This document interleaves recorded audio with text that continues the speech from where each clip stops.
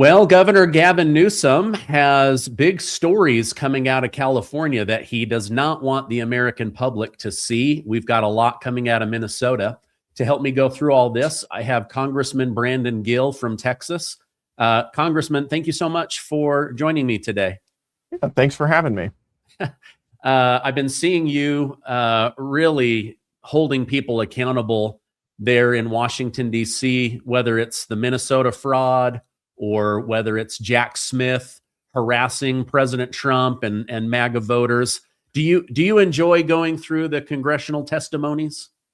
I love it. And, I think more than anything, it's necessary right now. I mean, the left put the American people through absolute hell for 4 years during the Biden administration, whether it was DEI or mass migration or anything else that they forced down our throats. I think the American people want answers. Whenever you look at Jack Smith in particular, which was a couple weeks ago, I mean, this is somebody who ran a special investigation whose sole goal was to go after the president and to influence the 2024 elections. And I think the American people saw through it and they want answers. They want to know if what he was doing was illegal, and it looks like it wasn't, and why he conducted his investigation the way he did.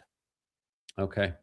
Let me jump in on a big story. So, a lot of people have been taken back by Governor Walz releasing about 400 criminal illegals back into the community. Well, now we're learning that Gavin Newsom has over 33,000 criminal illegals that they are thinking about releasing back into California. These are murderers, sexual predators, kidnappers, children traffickers, like the absolute worst of the worst. Why on earth would a Democrat governor planning to run for president release 33,000 criminal illegals back into his community? Well, it's baffling, but I think that there are a couple reasons for it. One is that the Democrats have made mass migration a core part of their electoral strategy for decades now. I mean, their plan, and they've articulated this, is to bring in as many people as possible into the country to provide what they call a pathway to citizenship, what we call amnesty, to allow those illegal aliens to eventually vote.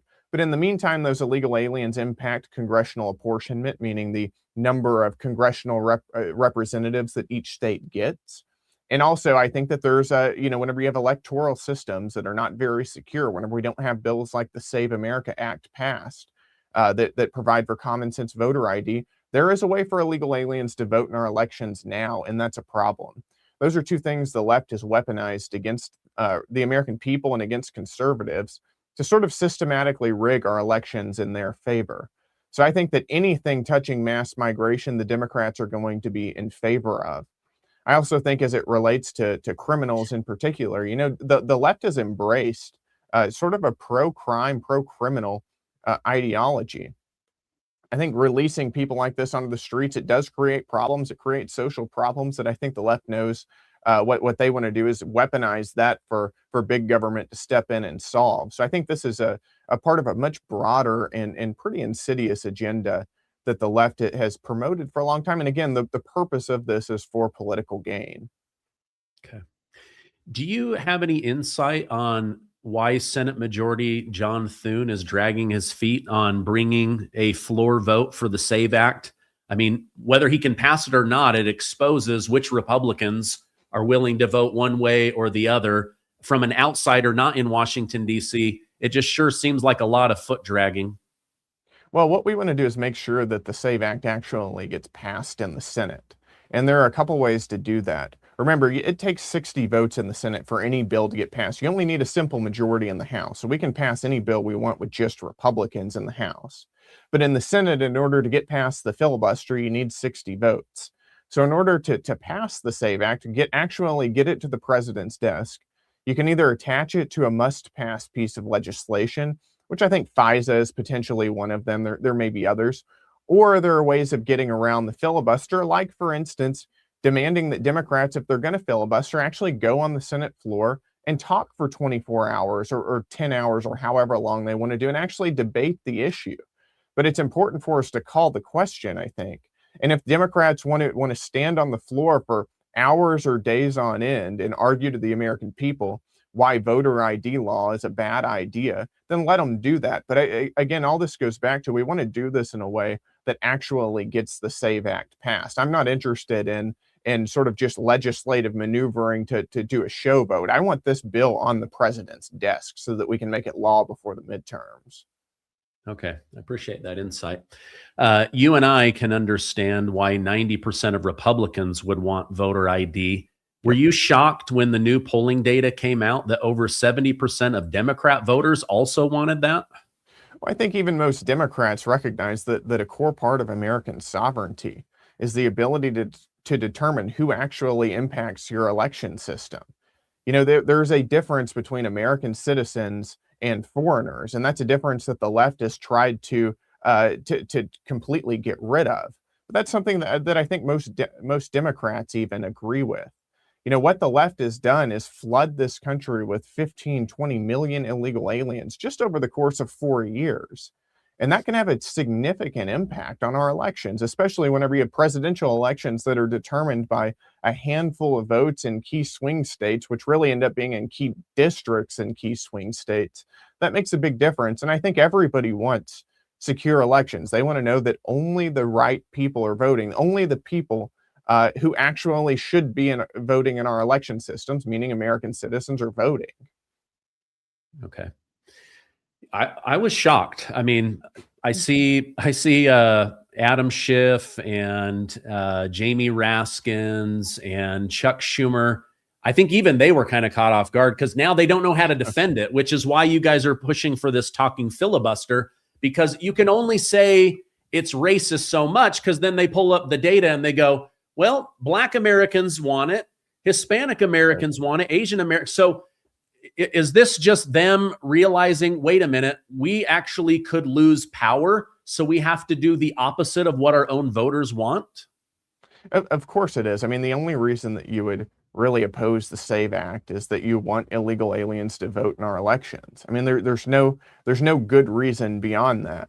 And I think, again, the Democrats have made this their political plan for a long time, and they don't want to lose that. It's sort of a power grab that Democrats have made, particularly in the last 5 to 10 years.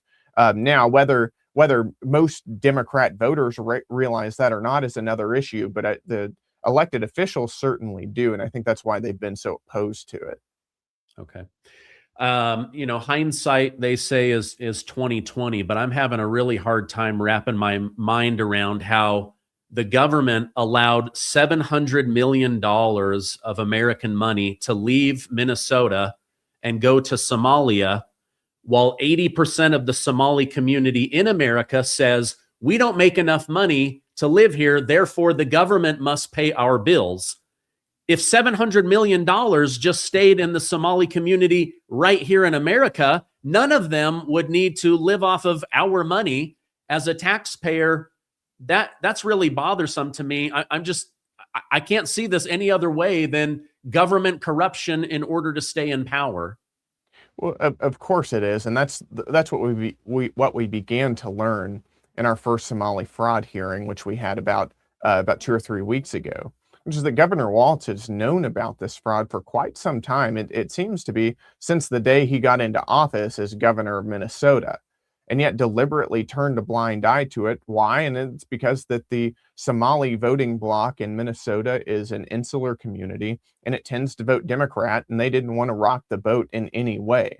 It was sort of a pay for play. You know, you can defraud American taxpayers, and we'll look the other way, and in exchange, you vote for us. That was the implicit bargain that was made there. But you're exactly right. If you look at the welfare usage of the Somali community there, even after being in the United States for 10 years, Somali immigrants use welfare at a rate of 78%. 78% of Somali-headed households are on welfare even after being in the U.S. for 10 years, and they're not assimilating. We found that only about half of Somali immigrants speak English very well, again, even after being in the U.S. for 10 years. But whenever you couple that with the enormous amount of money that's going back to Somalia, and remember, the way this works is this money is very easily, once you get it into Somalia, it goes into the hands of terrorists, most likely, Al-Shabaab and other terrorist groups. I mean, this is a very insidious problem, and that's why we're so focused on it. because it's insulting to the American people. It's a problem for national security, and it's bankrupting the country. I'm sure you've been called a racist and a xenophobic and an anti-Somalian because you put forward this idea of a 25-year moratorium on allowing immigrants from Somalia. I don't see it as anything other than you guys damaged your reputation and you broke our trust. And it looks like you're just shipping in people that can come over here, collect money, and ship it right back to Somalia. What was your thinking behind putting forward this 25-year block? Well, the purpose of our immigration system should be to benefit American citizens. There's no other purpose of it at all. And what we ought to do is ask ourselves, does mass immigration from any given country benefit the American people? And it looks like mass immigration from Somalia does not. And for that reason alone, we should stop allowing immigration from Somalia. We don't need that. That's not something that benefits our people. And again, that is our highest and really only priority here. The American people have the right as a sovereign country, as a sovereign people, to determine who moves into our country, who becomes members of our communities, who become members of our political system. That's a core part of being a country. And without that right, you're not really a country anymore. So we're just exercising a core civic right, which is to determine who comes into our country and make sure that benefits our people. Oh, I really like that perspective because that's not how the media portrays it. It's like, how can America bless these immigrants? And we really do need to look at like, okay, do we need this person? Does this person's skill set or their background bless our nation? Is this somebody that can fill a job that we can't fill with our own citizens? I love that perspective. Are you worried about your upcoming credit card bills after the holidays? If you're a homeowner, there's no better time than now to call American Financing and wipe out that debt, eliminate the stress, and set yourself up for a strong 2026. The Fed dropped rates for the fourth time in December. American Financing can help you access your equity in the house so that you can lower your interest rates. Right now, you could get into the low fives. You heard that right, the low fives, which is much lower than the average 20% or higher credit card rate. American Financing is saving their customers on average $800 a month. That's like a $10,000 a year raise. There are no upfront fees and no obligation to see how much you could save. And they are closing some in as fast as 10 days and even delaying up to 2 mortgage payments. American Financing is the way to go. Give them a call right now at 888-686-8030 or visit americanfinancing.net/Gardner. What were your thoughts on President Trump blocking easy citizenship access to over 70 countries that are known to live off of taxpayer money? I mean, I'm all for reforming immigration. I take pride in the fact that we are a nation of immigrants, but if people just come here to live off of my hard work or my neighbor's hard work instead of doing their own, that's really a problem for me. Well, there are two core principles of American immigration policy that historically we have followed and have moved away from recently in the past, a few decades. One of those is that if people come into the United States, they can't be what's called a public burden. In other words, we're not going to allow somebody to come into the country and live off of American taxpayers or live off of welfare, just like you described. The second is we expect people who immigrate into the country to assimilate into American culture, to learn our language, to adopt our customs. And that hasn't been happening. Again, about half of Somali immigrants, just to use an example, in Minnesota, even after being in the US for 10 years or longer, don't speak our language very well. You can't have a coherent country. You can't have a country if you've got sort of disparate groups who don't actually adhere to the same culture, who aren't even able to communicate with each other. So those are two principles that I think the president is looking towards, that he wants to move us back to. And those are things that most Americans agree with, even just intuitively understand that if you come to our country, we've got to be able to communicate with you. We got to speak the same language. You need to adopt our culture. You need to adopt the way of life that made America the envy of the world, the reason why you're coming here, not staying in your home country. And you need to do it in a way that you can become self-sufficient, that you are self-sufficient. And those are basic principles that we need to move back to. And I think the president's doing a great job of moving us in that direction. Yeah, I agree with you. All right, in our final minute here together, President Trump has cut off access to tens of billions of dollars that Democrats were using through USAID. He's cut off hundreds of billions of dollars in fraud money that we're finding out in Minnesota, Ohio, Maine, California being the worst. He's cut off the flow of 200,000 new illegal immigrants flooding into America every 30 days. He's deported 2.6 million illegals out of the country. How does this affect the upcoming midterm election? I think, first of all, this is what the American people voted for. I mean, the single biggest issue of the past election cycle was illegal immigration, was mass migration. The American people saw what Joe Biden did to the country, and they were sick of it. And they were tired of it for years. They were tired of it while it was happening. And President Trump is riding the boat. He's sort of bringing us back in line with an immigration policy that makes sense for our people. I think that's all he's doing. And I think the American people appreciate that. They want secure borders. They want immigration enforcement. They don't want millions of people coming into the country that they have to pay for. Again, these are common sense ideas that I think we ought to get behind the president and support. All right. Thank you very much. I know how busy you are. I appreciate all that you're doing. When I see the clips online, I'm like, yes, that is a person that is fighting for the stuff that I believe in, that I believe my neighbors believe in. So keep up the good work. I'll put a direct link to your X down below so people can find you. We'll have you on again in the future. Awesome. Thanks for having me.